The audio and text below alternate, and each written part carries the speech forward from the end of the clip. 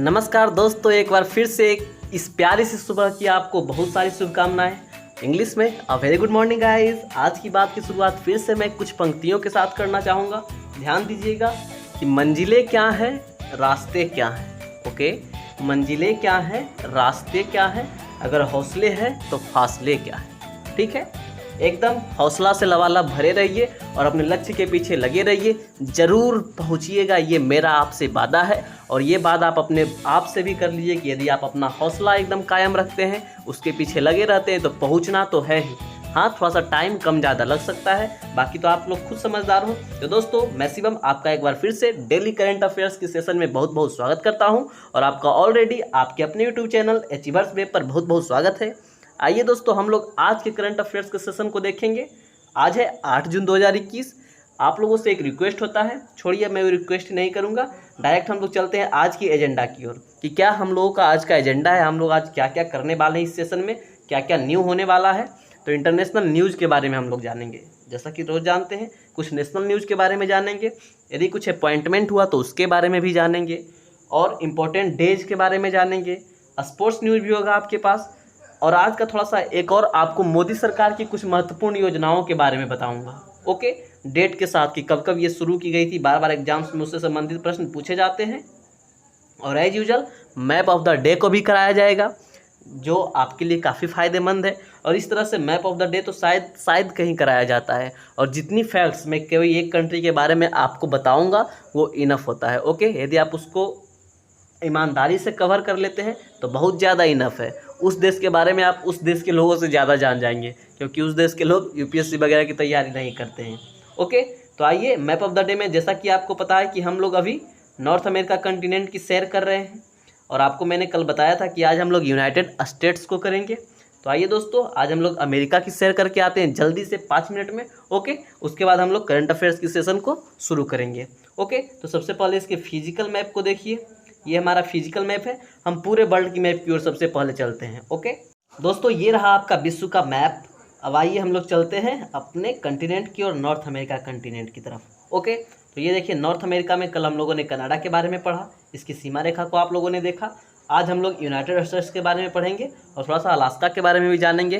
तो सबसे पहले छोटी सी बात हम अलास्का को कर लेते हैं, उसके बाद इसको ख़त्म करते हैं। ओके, उसके बाद मिडल में आएंगे, मेन जो पार्ट है इसका उसमें आएंगे। तो अलास्का की बात कर ले तो अलास्का जो है दोस्तों पहले रूस का पार्ट था। ओके, और रूस जो है ना अमेरिका को गिफ्ट में दे दिया अलास्का।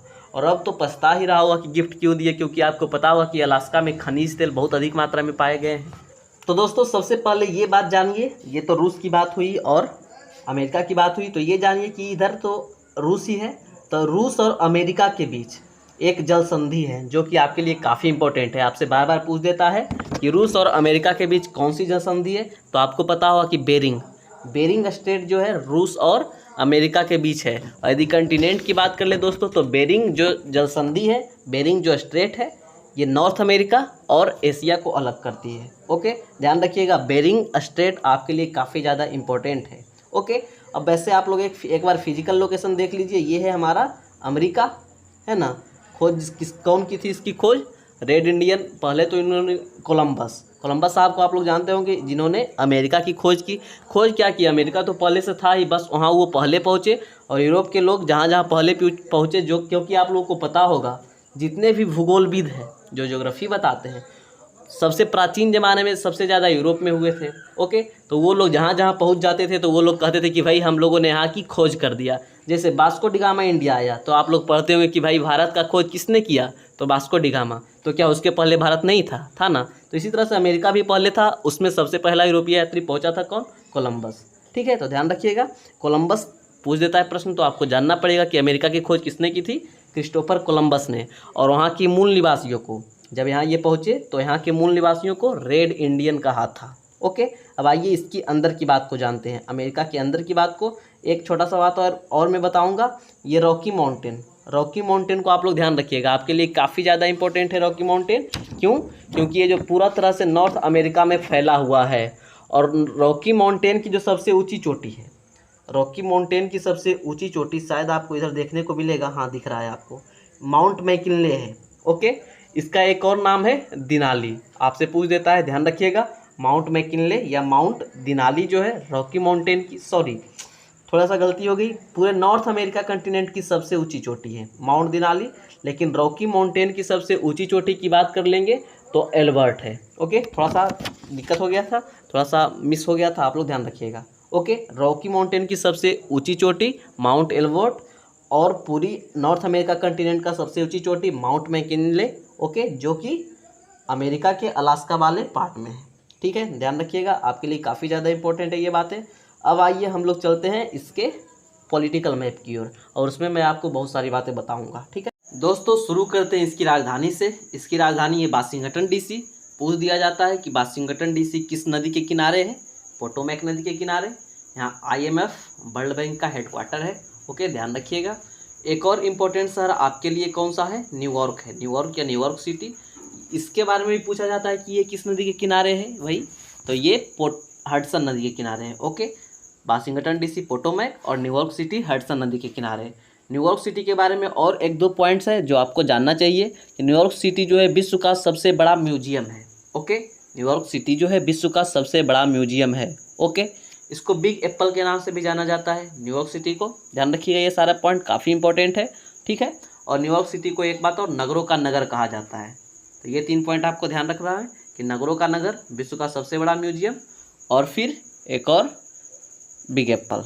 ठीक है, इतना चीज़ आपको ध्यान रखना है। अब चलते हैं थोड़ा सा अंदर की ओर इसका। चलिए, तो आपको डेनवर दिख रहा होगा। तो डेनवर जो है दोस्तों USA की पश्चिमी राजधानी है। अमेरिका की पश्चिमी राजधानी है डेनवर। ध्यान रखिएगा, बार बार पूछा जाता है।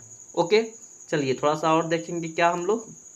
हाँ, सैन फ्रांसिस्को के बारे में तो आपको जानते ही होंगे कि सैन फ्रांसिस्को सिलिकॉन वैली वहाँ की है, और एक लॉस एंजल्स है हॉलीवुड, जिसे आप लोग जानते हैं। ओके, तो ये सारा जिसको मैं नोट आपको करवा रहा हूँ, ये सारा काफ़ी इंपॉर्टेंट है, आप लोग को ध्यान रखना है। ओके, और कुछ बातें तो शायद यहाँ इधर लिखी हुई भी नहीं है, देखते हैं यदि मिल गया तो इम्पोर्टेंट है, नहीं मिला तब तो बता दूंगा पॉइंट आउट करके। ये देखिए दोस्तों, ह्यूस्टन, आप लोगों को याद है कि ह्यूस्टन में हाउडी मोदी का कार्यक्रम हुआ था, ट्रंप के सपोर्ट में हुआ था ना। और ह्यूस्टन, एक बात और है कि USA का सबसे बड़ा बंदरगाह है। ओके, ध्यान रखिएगा, ये सारे पॉइंट काफ़ी इंपॉर्टेंट आपके लिए है। थोड़ा सा इसकी नीचाई तरफ चलिए, ये आसपास में, यदि मैं एग्जैक्ट लोकेशन आपको बताऊं तो इस रेंज में नासा का प्रक्षेपण केंद्र है। ओके, कैप कैनबेरल एक जगह है जहां नासा का प्रक्षेपण केंद्र है। ठीक है, ध्यान रखिएगा, फ्लोरिडा जिला में स्थित है। ओके, इतनी सारी बातों को आप लोग ध्यान रखिएगा। क्योंकि दोस्तों इधर ऑक्सफोर्ड का एटलस तो है नहीं, इसमें मैं कोशिश करूँगा कि कल से ऑक्सफोर्ड का एटलस ही प्रोवाइड कर पाऊँ। ओके, तो और बहुत सारी पॉइंट आपको बताना होता है उसके थ्रू। जैसे अब देखिए, ये संत लुइस है, इसके बारे में भी इंपॉर्टेंट आपको जानना है कि इसे मक्के की मंडी कहते हैं। ओके, और फिर 5 ग्रेट लेक्स के बारे में तो मैंने आपको कल बताया ही था, जिसमें मैंने आपको बताया था कि भाई मिशिगन जो लेक है वो पूरी तरह से USA में है। ठीक है, तो इतनी सारी बातों को आप लोग ध्यान रखिएगा। और कुछ शहर है जो दिखेगा जैसे जैसे मैं उसके बारे में आपको दिखाता चलूँगा, ताकि आप लोगों को दिक्कत ना हो। ठीक है, तो और कोई तो कुछ नहीं इसमें है। एक पॉइंट मैं और बताता हूँ कि इसमें ओक्लाहोमा आपको दिख रहा होगा, कहीं पर नहीं दिख रहा है तो कोई बात नहीं, इस पॉइंट के आसपास ओक्लाहोमा नाम का जगह है। ओके, जो जिप्सी जनजाति के लिए फेमस है, जिप्सी और अपाचे जनजाति के लिए फेमस है। जो आपकी जिप्सी गाड़ी है, जो आपकी अपाचे बाइक है, ओके, वो सब जो है इन्हीं सब नामों से इंस्पायर है। ठीक है, तो जिप्सी और अपाचे जनजाति पाई जाती है अमेरिका में। ये आपसे बार बार पूछा जाता है कि भाई अपाचे जनजाति कहाँ का प्रमुख जनजाति है, तो ये ध्यान रखिएगा कहाँ का है, अमेरिका का है। ओके, फिर आपको इधर बीच में केंटुकी दिखेगा, KFC का नाम आप लोगों ने सुना होगा, तो केंटुकी का है। ओके, फिर आपको इधर इस आसपास में डेट्रॉइट, देखिए डेट्रॉइट तो दिख ही रहा है, डेट्रॉइट जो कि ऑटोमोबाइल के लिए फेमस है।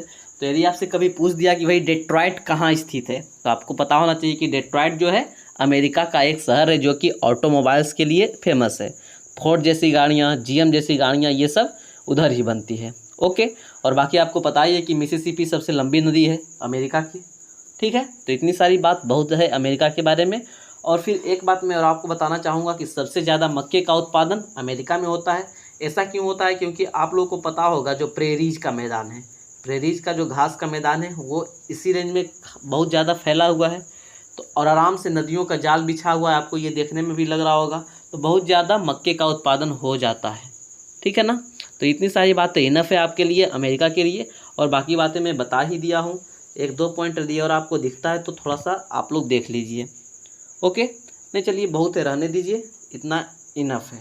ओके, अब कल आपको नीचे मिडिल अमेरिका के देश के बारे में बताऊंगा। जितनी पॉइंट्स बताया हूँ अमेरिका के बारे में प्लीज़ आप लोग ध्यान रखिएगा, उस सारे प्रश्न से डायरेक्ट प्रश्न बन जाते हैं आपके एग्जाम में।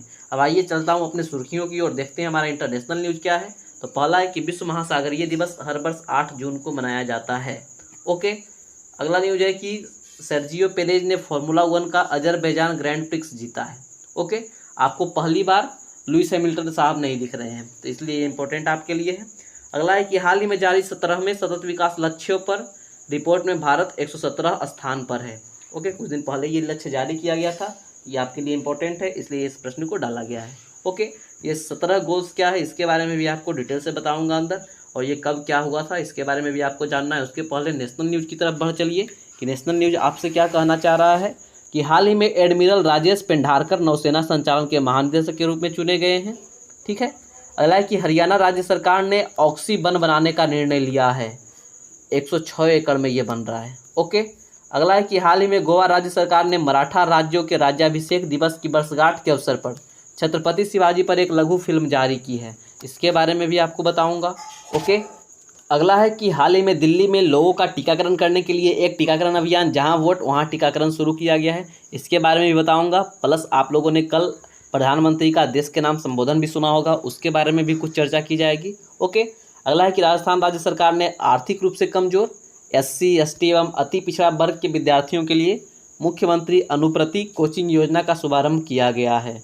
ठीक है, इसके अंतर्गत क्या है ये भी आपको बताया जाएगा। ओके, तो चलिए दोस्तों, ये सुर्खियाँ थी। अब शुरू करते हैं आज के करेंट अफेयर्स को सेशन को। आई होप कि आप लोगों ने वीडियो को लाइक कर दिया होगा, अपने दोस्तों में भी शेयर कर दीजिए, हमें अच्छा लगेगा। ये जितनी भी नॉलेज है जो आपको नहीं पता या उन लोगों को नहीं पता है वो लोग जल्दी से जान जाए। ओके दोस्तों, तो आइए अपने पहले प्रश्न की ओर चलते हैं। हमारा पहला प्रश्न अपॉइंटमेंट से रिलेटेड है कि हाल ही में किसे नौसेना संचालन के महानिदेशक के रूप में चुना गया है। Who has been elected as the director general of naval operation. ध्यान रखिएगा, नेवल ऑपरेशंस के डायरेक्टर जनरल बनाए गए हैं कौन? एडमिरल राजेश पेंढारकर। ठीक है, एडमिरल राजेश पेंढारकर नौसेना संचालन, इंग्लिश में आपको ज़्यादा समझ में आएगा, बेहतर समझ में आएगा कि नेवल ऑपरेशंस के डायरेक्टर जनरल के रूप में चुने गए हैं राजेश पेंढारकर साहब। ठीक है, अब आइए रिसेंट के कुछ अपॉइंटमेंट्स देख लेते हैं अपने एक्स्ट्रा मसाला के इस सेशन में। देखते हैं क्या है। पहला है कि निम्नलिखित में से किसे 2 साल के लिए CBI निदेशक के रूप में नियुक्त किया गया है, तो सुबोध कुमार जायसवाल जी को। अगला है कि राष्ट्रीय मानवाधिकार आयोग NHRC के नए अध्यक्ष के रूप में किस सर्वोच्च न्यायालय के पूर्व न्यायाधीश को बनाया गया है, तो अरुण कुमार मिश्रा। ओके, हाल ही में पूर्वोत्तर राज्य की पहली महिला वित्त मंत्री अजंता नियोग कहाँ की? असम की। और असम से मैं जब तक आपके दिमाग में ये बात घुस नहीं जाती है मैं रिपीट करता रहूँगा कि रायसोना नेशनल पार्क एक बना है असम में, जो कि आपके लिए इंपॉर्टेंट है, उस वहाँ का 6ठा नेशनल पार्क है। ओके, रायसेना या रायसोना ही है। ओके, ध्यान रखिएगा। अगला है कि हिंदुस्तान यूनिलीवर लिमिटेड ने, ये इंपॉर्टेंट नहीं है आपके लिए। अगला है कि हाल ही में नए मुख्य चुनाव आयुक्त के रूप में किसे नियुक्त किया गया है, ये तो आपको याद ही हो गया होगा, सुशील चंद्रा जी को। ओके, तो ये था हमारा प्रश्न। जल्दी से रिकैप कर लेते हैं कि एडमिरल राजेश पेंढारकर को नेवल ऑपरेशंस के DG के रूप में चुना गया है। ओके, ध्यान रखिएगा। अगले प्रश्न की ओर चला जाए। अगला प्रश्न है कि हाल ही में किस राज्य सरकार ने मराठा राजा के राज्याभिषेक दिवस की वर्षगांठ के अवसर पर छत्रपति शिवाजी पर एक लघु फिल्म जारी की है। इंग्लिश में थोड़ी बातों को किया जाए तो विच state government has recently release a short film on Chhatrapati Shivaji on the occasion of the anniversary of the coronation day of the Maratha king. Okay, तो मराठा राज्य छत्रपति शिवाजी के राज्याभिषेक दिवस की वर्षगांठ पर एक शॉर्ट फिल्म जारी किया गया है गोवा के द्वारा। ओके, और गोवा की सरकार ने ये भी घोषणा करी थी कि जितने भी शिवाजी से रिलेटेड किले हैं या प्लेस है उसकी सबको मरम्मत करवाया जाएगा। ओके, तो बढ़िया बात है। हमारा जो हेरिटेज है, जो प्राचीन सभ्यता है, उसको थोड़ा थोड़ा जिंदा रखना चाहिए ताकि लोगों को पता हो कि भाई हम लोग पहले से ही समृद्ध थे, उन लोगों से ज़्यादा जो आजकल अपने आप को समृद्ध कहते हैं। ओके, तो ध्यान रखिएगा कि गोवा की सरकार ने मराठा राजा के राज्याभिषेक दिवस के अवसर पर छत्रपति शिवाजी पर एक शॉर्ट फिल्म जारी की है। ओके, आइए चलते हैं एक्स्ट्रा मसाला में। शिवाजी के बारे में कुछ बातें आपको जाननी चाहिए। ये हमारे छत्रपति शिवाजी हैं। पहला है कि शिवाजी के राजनीतिक गुरु एवं संरक्षक कौन थे, तो उनके दादाजी कोनदेव इनके राजनीतिक गुरु भी थे एवं संरक्षक भी थे। अगला है कि शिवाजी के जीवन की प्रारंभिक कार्यस्थली कहाँ थी, तो ये मालवा में इनकी प्रारंभिक कार्यस्थली थी। अगला है कि 1646 में शिवाजी ने सर्वप्रथम किस किले पर अधिकार किया, तो तोरण के किले। और आपको पता ही होगा कि शिवाजी से रिलेटेड बहुत सारे किले हैं जो इस वर्ष यूनेस्को की सूची में, टेंटेटिव सूची में उसको ऐड किया गया है। ओके, अगला है कि 22 जून 1665 को पुरंदर की संधि किनके बीच संपन्न हुई थी, ये काफ़ी इंपॉर्टेंट आपके लिए है, शिवाजी और मिर्जा राजा जयसिंह के बीच। अगला है कि शिवाजी को राजा की उपाधि किसने प्रदान की थी, तो औरंगजेब ने। ओके, चलिए, तो ये था शिवाजी से रिलेटेड कुछ फैक्ट। और प्रश्न था आपको कि प्रश्न तो 2-3 बार रिकैप हो ही गया है कि गोवा ने इनके वर्षगांठ दिवस के अवसर पर, मतलब इनके जन्मदिन नहीं, इनका जो गद्दी राज तिलक हुआ था उसके वर्षगांठ के अवसर पर एक शॉर्ट फिल्म जारी की है। ओके, तो ध्यान रखिएगा। अब अगले प्रश्न की ओर चलते हैं। अगला प्रश्न है दोस्तों कि हाल ही में किस राज्य केंद्र शासित प्रदेश में लोगों को टीकाकरण करने के लिए एक टीकाकरण अभियान जहां वोट वहां टीकाकरण शुरू किया गया है, तो दिल्ली केंद्र शासित क्षेत्र में ये शुरू किया गया है। क्या, जहां वोट वहां टीकाकरण। ओके दोस्तों, इसके बारे में बात करेंगे। उसके पहले प्रधानमंत्री श्री नरेंद्र मोदी जी की कल के बारे में कुछ बात करते हुए, जो कल का संबोधन किए थे देश के नाम, उसमें उन्होंने 2 बातें कही थी। वो 2 बातें बस आपके लिए इंपॉर्टेंट है, बस शॉर्ट में बताकर मैं निकलता हूँ। ओके, तो वो 2 बातें क्या थी। पहली बात तो ये थी कि भाई अब 21 जून से जब हमारा इंटरनेशनल योगा डे होगा, तब से क्या होने वाला है कि जो भी कुछ भी अधिकार वैक्सीन से रिलेटेड राज्यों के पास थे, राज्यों ने रिक्वेस्ट किया था कि 1 मई से उन लोगों के पास कुछ अधिकार आने चाहिए, क्योंकि आपको पता होगा कि स्वास्थ्य का मामला, इन सारी बातों का वर्णन प्रधानमंत्री नरेंद्र मोदी ने अपने स्पीच में किया था कि स्वास्थ्य का मामला भाई आता है राज्य के अधिकार क्षेत्र में, तो इसलिए उनको दे दिया जाए। लेकिन राज्य वाले लोग अब परेशान हो गए। ओके, इसलिए फिर उन लोगों ने कहा कि नहीं, जैसे पहले चल रहा था सेंट्रल के अधीन ही रहना चाहिए। तो फिर अब ये सेंट्रल के अधीन 21 जून से होने वाला है। तो क्या होगा कि कभी भी कोई भी राज्य के लोगों को कोई कीमत अदा नहीं करनी पड़ेगी। लेकिन यदि आप चाहते हैं कि हमको वैक्सीन लगाने के लिए पैसा देना है, मन है कि दे दो, तो अब प्राइवेट में 25% के आसपास प्राइवेट को भी दिया जाएगा वैक्सीन। ओके, और वो लोग मैक्सिमम 150 रुपये अपना चार्ज लगा सकते हैं उस पर एक्स्ट्रा, जो दाम कीमत होगा उसके बाद। ओके, उससे ज़्यादा नहीं लगा सकते। ये सारी बातें पहली बात हो गई। और दूसरी बात, जो सबको अनाज मिल रहा है, ओके, कौन सा योजना के तहत अनाज मिल रहा है, उस योजना का नाम आपको कमेंट करके बताना है। गरीब लोगों को BPL APL इस तरह के कार्ड, राशन कार्ड के अंतर्गत जिन लोगों को फ्री में अभी अनाज मिल रहा था मई जून महीने के लिए, उसको विस्तारित करके दीपावली तक किया गया है। ओके, तो ये 2 बात थी, आप लोग ध्यान रखिएगा, आपके लिए इम्पोर्टेंट है। ओके, बस वैसे जहाँ वोट वहाँ टीकाकरण अभियान चल ही रहा है। कहाँ, दिल्ली में। किस लिए भाई, ताकि अधिक से अधिक लोगों का टीकाकरण हो सके।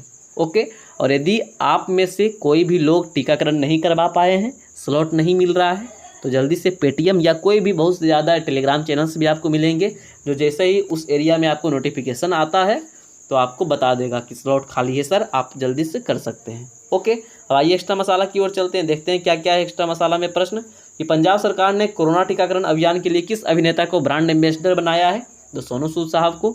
यूनिसेफ ने कोरोना काल में भारत में बच्चों का रोग प्रतिरोधक क्षमता बढ़ाने वाले टीकाकरण के संदेश को व्यापक स्तर पर फैलाने के लिए किस अभिनेत्री एवं पूर्व मिस इंडिया को सहायता के लिए चुना गया है, तो मानसी छिल्लर जी। ओके, राष्ट्रीय टीकाकरण दिवस कब मनाया गया है दोस्तों, तो 16 मार्च को, लेकिन ये कोरोना से रिलेटेड नहीं है। ठीक है, अगला है कि किस अंतर्राष्ट्रीय संगठन ने 50 बिलियन अमेरिकी डॉलर की वैश्विक टीकाकरण योजना का प्रस्ताव दिया है, तो आज जिसकी चर्चा हो रही थी IMF की, उसी ने ये प्रस्ताव दिया है। ओके, तो ध्यान रखिएगा। चलिए अब अगले प्रश्न की ओर चलते हैं। उसके पहले जल्दी से इसको रिकैप कर लेते हैं कि दिल्ली सरकार ने जहां वोट वहां टीकाकरण नाम का एक अभियान शुरू किया गया है, जिसके अंतर्गत मैक्सिमम से मैक्सिमम लोगों को टीकाकरण दिया जाएगा या टीकाकरण करवाया जाएगा। ओके, अब अगला आज के डे से रिलेटेड प्रश्न है कि विश्व महासागरीय दिवस हर वर्ष कब मनाया जाता है। When is world oceans day celebrated every year. तो आप लोगों को पता होगा कि प्रत्येक वर्ष हम लोग आज के दिन, मतलब कि 8 जून को वर्ल्ड ओशियंस डे मनाते हैं। ओके, तो जून से संबंधित महत्वपूर्ण दिवस को अब देखते चलिए।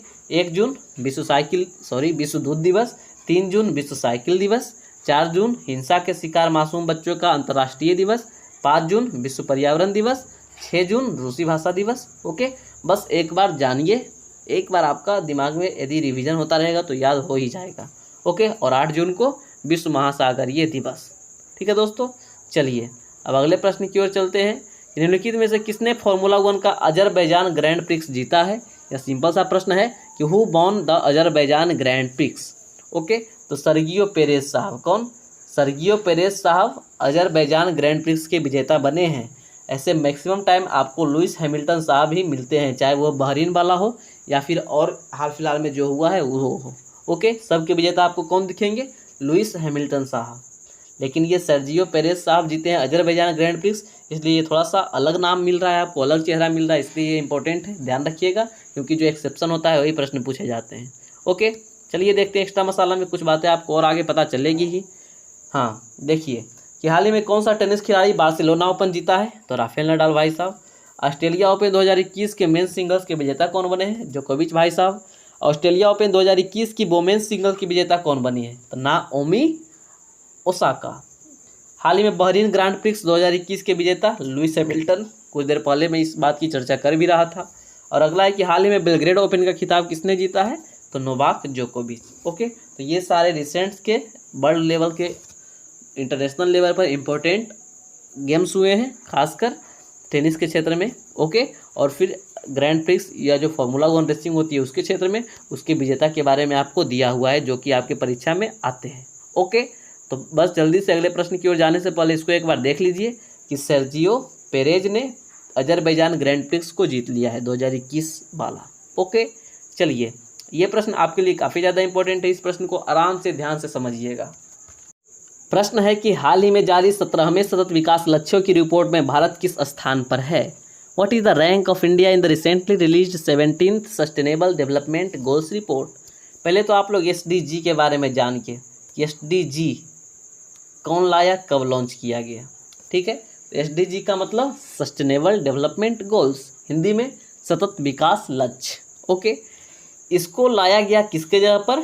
MDG के जगह पर। MDG मिलेनियम डेवलपमेंट गोल्स था, जो 2015 तक इसकी कार्यावधि खत्म हुई, मतलब लगभग गोल अचीव कर लिया गया। ओके, फिर अब इसके जगह पर SDG लाया गया, कब? बात तो हो ही गई 2015 में। ओके, तो SDG अभी मैंने आप लोगों को बताया सस्टेनेबल डेवलपमेंट गोल्स, इसके अंतर्गत 17 गोल्स रखे गए हैं। ओके, कितने गोल्स रखे गए हैं? 17 गोल्स। और वो गोल्स क्या क्या है आपको पिक्चर में दिख रहा होगा, मैं बस एक बार आपको रिकैप करवा देता हूँ, रिवीजन करवा देता हूँ, ताकि आप लोग को पता होना चाहिए। और इसका लक्ष्य कब तक रखा गया है ये आप लोग बताइएगा, ठीक है।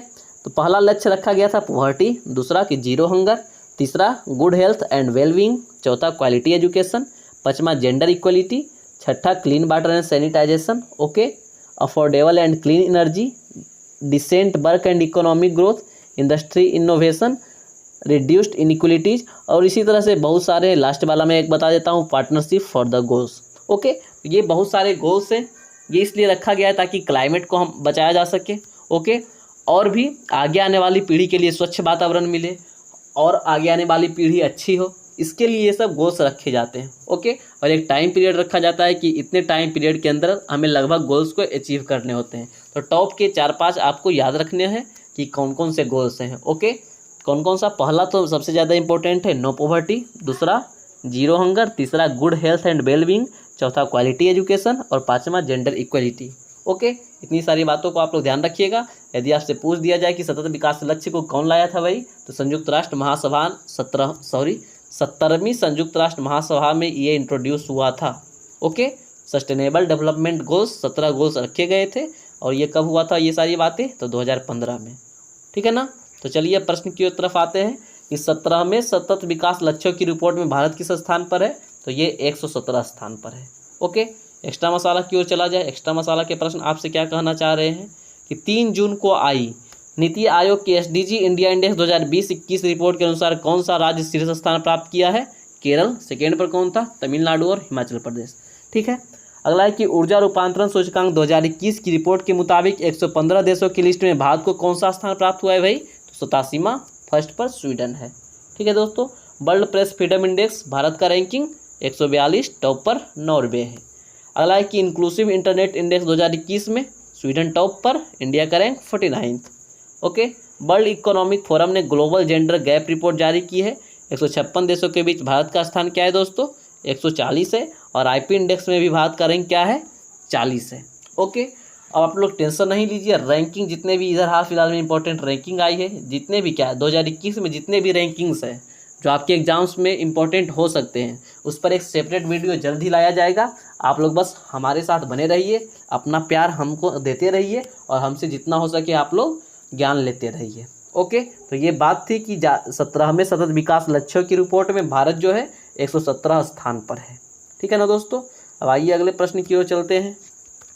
अगला प्रश्न है दोस्तों कि निम्न में से किस राज्य सरकार ने आर्थिक रूप से कमजोर मतलब कि EWS, SC, ST एवं अति पिछड़ा वर्ग के विद्यार्थियों के लिए मुख्यमंत्री अनुप्रति कोचिंग योजना का शुभारंभ किया है।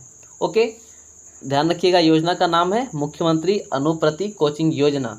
ये राजस्थान की सरकार द्वारा किया गया है। किस लिए भाई? तो जो परीक्षा की तैयारी कर रहे हैं उनके लिए फ्री में कुछ कुछ बातें की जाएगी, कुछ को ऑफ मिलेगा कुछ कुछ परसेंटेज में। ओके, ये सारे काम किए जाएंगे। यदि आप लोगों ने आज की बातें देखी होगी, जो मैंने आपको शुरू में बताई थी सुर्खियाँ, उसको आप लोगों ने गौर किया होगा, तो उसमें बहुत ही अच्छी तरीके से सारी बातें डिटेल करके लिखी हुई थी कि इस योजना के अंतर्गत क्या क्या है। ओके, मैं थोड़ा सा आपको उधर ले चलता हूँ, फिर आपको सारी बात समझ में आएगी। तो देखिए दोस्तों, इसमें क्या है, जो मेधावी स्टूडेंट्स हैं मतलब कि जो प्रतिभावान विद्यार्थी हैं, उसके लिए मेरिट के आधार पर 40,000 रुपये प्रतिवर्ष की राशि दी जाएगी।